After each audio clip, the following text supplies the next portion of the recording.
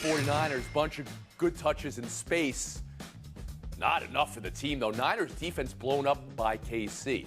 We saw the Cardinals go and get a win Thursday night. Rams had one of their most positive weeks of the season. They were on bye. But the team leading the NFC West right now, the Seattle Seahawks, torpedoed the Chargers yesterday, 37-23. Latest on DK Metcalf, a patellar tendon injury, no surgery, no timeline. But good news, said Pete Carroll. George, was that about the NFC West leading Seahawks or the Chargers? It's about the Seahawks, Tony. The Chargers are decimated by injuries, including to Herbert, and I know he won't admit it, but it's the case. But you look at Seattle and what they've done. They nailed this offseason. You look at 2 offensive linemen they drafted, 2 guys in the secondary. They had Rashad Penny, who they drafted the previous season, who was fantastic, and Kenneth Walker, another 150-yard performance for that running back group. And then Geno Smith, 6 touchdowns of over 20 yards or more. Geno Smith is the guy everyone thought was done in this league, and he's doing I was waiting for somebody. I've been waiting 7 weeks for someone to bring up the name Geno Smith. While we lead every show with "Is Brady done?" We lead every show with Rodgers is doing the rugby lateral play and ending face down in the turf. It's Geno Smith who's leading his division. Tim Kalishaw. George doesn't want to admit it's a little about those Chargers out in L.A. too. Yeah, they have some injuries. They're also playing a terrible defense, a team that beat Detroit 48-45 a couple weeks ago. And Herbert throws 51 passes, doesn't even get to 300 yards. They had 5 punts in a row after they made it a close game. There's something wrong with the Chargers that are out there playing. So you think there's something wrong with the offense as constructed? They should be.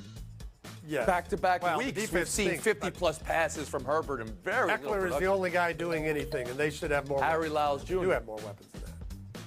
It is a little bit about the Chargers, but it's mostly about the Seahawks because of one person, like George said, and it is Geno Smith. I mean, looking at what they're doing right now, it has to make you wonder, like, what would have happened if he had gotten drafted into a better situation, because he's not out here like just barely winning games or anything like that. He's making big plays. He looks like a legitimate quarterback. And we're talking about a team at the beginning of the year where we thought they were going to be the worst in that division. They're not, and they're going to keep rolling. To me, it's got to be all about the Seahawks. I mean, this is a team that we said it was time for their coach to retire a year ago. They looked like they were heading in another direction, rebuilding. Geno Smith, a feel-good story. Let's talk about the defense. Tim just pointed it out. 5 straight punts at one point they held the Chargers to. They also forced a couple of turnovers. Makes it a lot easier on the rest of the team. Giants 23, Jaguars 17. Play of the week in Week 7. Julian Love, Xavier McKinney standing up Christian Kirk, dropping him at the 1-yard line. New York 6-1. Every one of their wins, 1 possession. 5 have needed second-half comebacks. But Kayvon Thibodeau says anybody doubting the Giants, F them, he told Paul Schwartz, New York Post. Tim, are you doubting the Giants? Is Thibodeau talking about you? He's talking directly to me because, as you said, they're all one-score games. That's lovely that you can do that. But they're the 3rd best team in their division. I know they're in 2nd place, but they already lost to the 3rd-place team, and they'll lose to them again when they come here in Thanksgiving. They may make the playoffs as the last wild card. All right, so you know what Thibodeau says to you. F you, Harry Lyles Jr. Are you among the F'd? I was them until a couple of weeks ago, but I mean, at some point you do have to give them credit. Look, there's always an NFL team like this every year. A few years ago it was the Raiders. Last year it was the Bengals. They won a lot of close football games. They're 2nd best by record. I'm not going Super Bowl that far. I think you just did. I think Harry just did. He called them this year's Bengals. Kevin Blackistone to use Harry. I'll give Harry points for giving us the great question. Are they this year's Bengals? I don't know if they're this year's Bengals yet, but Kayvon Thibodeau, I didn't say anything about him. I was actually applauding the coaching job that Daboll was doing, applauding Saquon Barkley coming back. The defense is a little bit tighter. I like what the Giants have done. Are you dabbing up Daboll as well, Sedano? Are they this year's Bengals?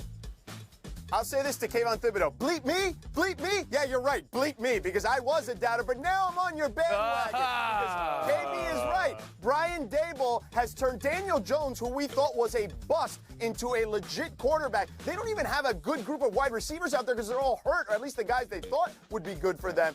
The Daboll and Jones, along with the health of Barkley, have done a phenomenal job admitting it, George. But now that you flip-flop, you can use the points that direction.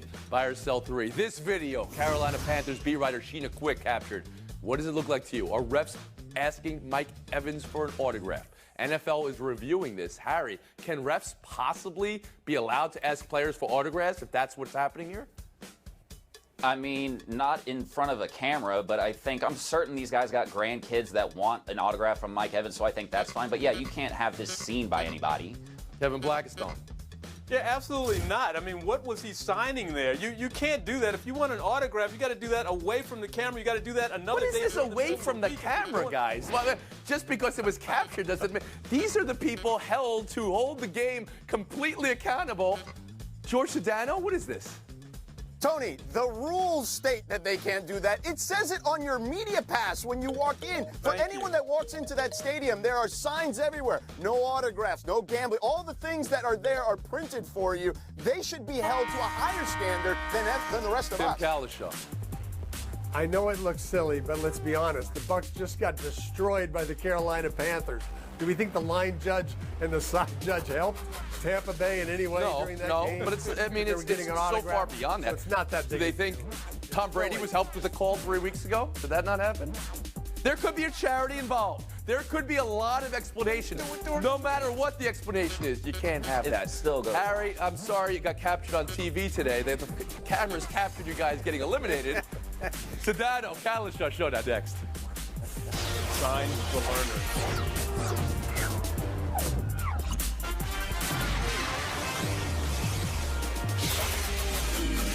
We start, though, with the losses for Tom Brady and Aaron Rodgers yesterday. Oh, drop everything. Mike Evans. There have been weeks when Brady and Rodgers have struggled and lost, of course. But has there ever been a week where it just seemed like root canal to put up points? So Tampa losing to the Carolina Panthers, who everyone thought just packed it in and called it a season. And Green Bay now losing, after losing to the Giants and Jets, losing to Washington. Tom Brady, quote, no one feels good about where we're at, end quote. Aaron Rodgers, quote, I'm not worried about this squad. So they view it differently. But George Sedano, have we reached a point of no return with either one of these teams or either one of these quarterbacks? Tony, to quote The Doors, this is the end, beautiful friend, for Tom Brady. I'm looking at a quarterback. I thought SportsCenter did a fantastic job yesterday in regards to talking about how much time he had in the pocket. Now, last week, he was yelling and screaming at his offensive linemen, during the game. In this game, he had tons of time. And whether he was either checking it down or he was missing open throws that he's made every single week of his entire career, we're now seeing the point where at 45 years old, with all the stuff that he's been dealing with, I think that this is the end for him, that we are seeing the official decline of Tom Brady. It's sad to say he's been the greatest of all time, but now he just looks like the GOAT. There we go. There we go. So that's been said before on this show. It has been said 10 years ago. It's been said 5 years ago. But now this right here is the end. Tim Kalishaw, you want to follow that up? Well, if I'm going to follow a guy who's starting with the beginning of Apocalypse Now, let me tell you one thing first about Aaron Rodgers' receivers. He's got a bunch of errand boys sent by grocery clerks to collect a bill out there. They can't play the position, and they don't have a Devontae Adams. So I don't think it's on Rodgers so much. But when you look at Brady, and I'm not going to fully agree with Mr. Sedano. I've seen what's happened to other people in this network when they say Tom Brady's done. He's getting closer. He and Rodgers have the two fastest release times in the league, 2.48 and 2.53 seconds per throw. They're getting rid of the ball. They don't want to deal with the pass rush. They can't move. They got to throw it. But they're also throwing it two of the shortest distances in the NFL. They're throwing dump-off passes, and they're counting on receivers to make yards after the catch, and they're counting on long drives, and neither team is capable of doing that. You heard the stats from Kalishaw, and you saw the losses yesterday, Harry Lyles. Have we reached the point of no return with Tom Brady or Aaron Rodgers? I wouldn't go that far, but one thing they do have in common is they both lost to XFL quarterbacks from 2020, and those are pretty tough losses. But I will say this. I think the way that we talk about these is kind of how you could decipher who is having the more difficult time. When we talk about the Packers, we talk about Aaron Rodgers needing to get acclimated to new and younger weapons, and I think that's why he has sort of given us that, hey, like, just give us some time, we'll figure it out. When we talk about the Buccaneers, we're talking about how atrocious that offensive line looks. We're talking about all the distractions that Tom Brady might or might not have on or off the field. And we also talk about his age catching up to him. And when we're talking about his age, we're not talking about 37, 38, or 39. We are talking about 45 years old. So to me, the Packers feel like a team that can get it together much more than the Buccaneers do. Kevin Black is on. But as bad as things are for Tom Brady and the Bucs, they are still somehow, some way sitting atop that particular division with a 3-4 record because the other three teams in that division happen to be even worse. So I think that in an odd way, Brady is in a better position than a guy who always tells us to relax and who just the other week told us they needed to simplify things. I don't know what the Green Bay Packers simplified against the Commanders except finding yet another way to lose. They're not scoring points. They're 23rd in the league. They've got a middling defense, and they're staring up at the Minnesota Vikings. It's not going to happen. Tim Kalishaw back in. You know, with Brady, what George was talking about, 28 targets yesterday for Evans and Godwin. These are Pro Bowl receivers. Aaron Rodgers would kill to have receivers like that. 28 targets, 139 yards, 5 yards a target. That's terrible. That's inefficient. Tim Kalishaw, stat man today. I'm loving it. Those were one of two stats from those two games that drop your jaw. The other is, you know how many third downs the Packers converted a first down on in the entire game? Zero. That hadn't happened in over 20 years. For that franchise. We move on. We talk baseball now. We talk dominance, utter dominance of the Houston Astros and the Philadelphia Phillies, ripping through the playoffs. Houston undefeated, seemingly unshakable and unstoppable. They just buried the Yankees in a way they may never recover. We'll talk about them in a second. And Philly is indefatigable. They are clutch. They are bombastic. It's been glorious seeing it come together for a team that fired a manager in the middle of the year, and they put it together, and Bryce Harper having his moment. So, Tim, a question I wouldn't want to be you right now. It's a tough question. Who has had the more impressive run to the World Series, the Astros or the Phillies? Even though they're not undefeated, I'm going to take the Phillies. Everybody here jumped on the Padres bandwagon when they beat what was the best team in baseball, the 111-win Dodgers, and the Phillies took them out in 5 games. Bryce Harper is hitting everything. Rhys Hoskins is starting to hit almost everything. That lineup is a big problem. They got 2 pitchers they love, and actually their bullpen was much better than people thought it would be against the Padres. So right now, I think their run is the harder one to do. Harry Lyles Jr., more impressive run to the series, Philadelphia or Houston? Yeah, for me, it's got to be Philadelphia, too. We talked all year about this great NL East race. And you know which team in that race we weren't talking about? It was the Phillies, because we were talking about the Mets and the Braves. And then they go out, they win that wild card series on the road in St. Louis. They come, they make easy work of my Atlanta Braves, which I did not love. And then they also took care of the Padres with absolutely no problem. This is an 87-win team that's now in the World Series. To me, they're absolutely the more impressive story. Kevin Blackistone. Wow, 87 wins. Let's see. The Astros had, 106. Oh, Tim says, I know that they weren't undefeated. Oh, guess what? The Astros 7-0 in the postseason. Oh, guess what? 513 runs given up by their pitching staff this year, the lowest in half a century. Come on, put some respect on the Astros name at some point. And this point is right now. And George Sedano. Tony, I'll just add on to what Kevin said. Forget about all those numbers he just threw out. Look at what they've had to go through. This is the Astros revenge tour. They were maligned at every turn, and rightfully so, dealing with all the controversy that they had to deal with. Dusty Baker was put in the most enviable position coming off that situation. Now they've found themselves in a position where not only are they undefeated, but they clearly seem to be the best team in baseball over the last 5 years. Everybody, the Sturm und Drang, that, baseball is so random when you get to the playoffs. Well, now you got a taste of both, right? You get the team that gets hot at the right time, Philadelphia, climbing up light posts. They got to grease those light posts in Philadelphia. And you have Houston, who's been the best team in the American League all year long. Yankees, mercy swept at home. Let's talk about that. The long winter of discontent like last year and the year before and the year before. And maybe I just gave Houston a little too much credit because New York was the best team in the American League for 3 months, but that might as well have been a decade ago. This feels different. The embarrassment at home. And the big questions now, Tim Kalishaw. What do you do with Aaron Boone? What do you do with Brian Cashman? And here's Aaron Judge, a feeble postseason for the team and for Judge, ending with the week rounder. Does Aaron Judge walk in free agency? Does the team allow him to walk? Tim Kalisha, start with Judge. What do you do with Judge, and what do you do with the rest of his team?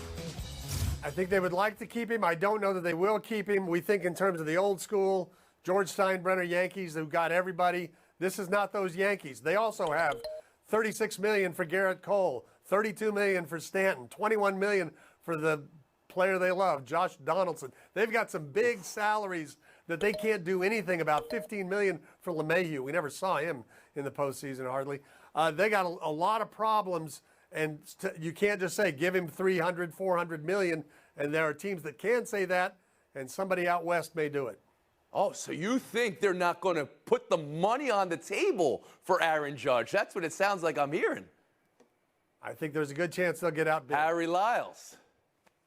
I think that there's a good chance that they don't do it too. But, Tim, I'll say it. They need to give him $300 million. I mean, we're talking about a guy on a franchise who, you know, again, in Major League Baseball, the history books are something that everybody upholds, and this is a franchise that upholds theirs the most. He broke Roger Maris's record, the AL home run record. To me, I think if you are a fan of this team, if you're a player on this team, you want to see them pay this man because of what he has done. I think he is a centerpiece of this franchise. I understand he's 31 years old. Giving him a 10-year contract seems like a risky thing. However, I think it's something that the Yankees historically would and should do. Kevin Blackstone. All I know is if Aaron Judge had the record season he had as a player on another team and it was in the free agent market, you know whose list he would be at the top of? The New York Yankees. So you don't let this guy walk because he's not the problem. Now, your problem may be how you construct your team offensively going for home runs. Maybe? Which, of course, he was the best at. So you may, if you're a general manager, think about building a different sort of offense. Whoa. Wait. Put it on the general manager. Does Brian Cashman even get the opportunity to offer Aaron Judge the money, George Sedano? Well, if it were me, he may not, Tony, because over 22 years, he's got one World Series title, and he's spent over $4.6 billion in that time. What's an extra $300 at this point if you're the Yankees? If the Yankees get outbid for Aaron Judge, who hit that many home runs in one single season, I don't even know. The fan base may sit there with pitchforks getting ready. You say that. Aaron Judge was booed en route to the complete and utter meltdown of this postseason, scoring any runs. He was booed by the Yankee fans. Tim Kalisha? It's a smaller thing, but I just feel like John Sterling and Susan Waldman deserve a better manager than Aaron Boone. It is time to move on from that era. He's bringing nothing to the team. Okay, so you'd get rid of Boone. Sedano would get rid of Cashman. Lyles is going to keep going as the way is with the Yankees. Blackstone wants to get rid of the way the roster. How could you go into another offseason and not just blow up this team after the way they let down over the last 3 months is beyond me. Taking a break here, buy or sell on the other side. Around the Horn is presented by the refreshing taste of Twisted Tea Hard Iced Tea. Please drink.